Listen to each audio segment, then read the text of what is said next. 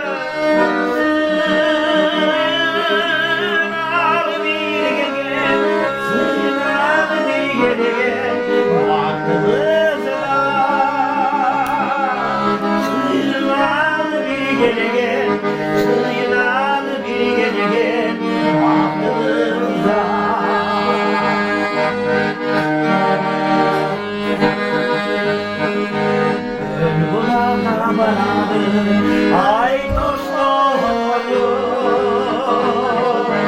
acalında şamarla oynuştum.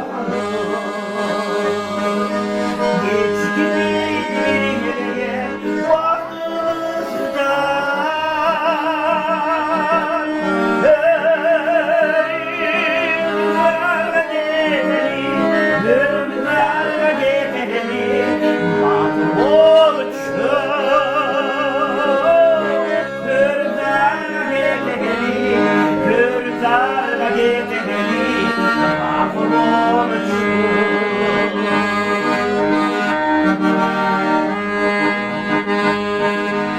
aynı dünden kere sürümüzdü,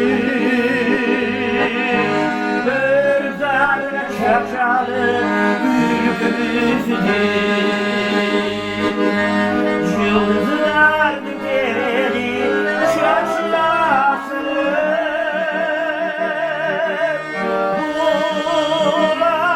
kulaklar sildi, kulaklar sildi.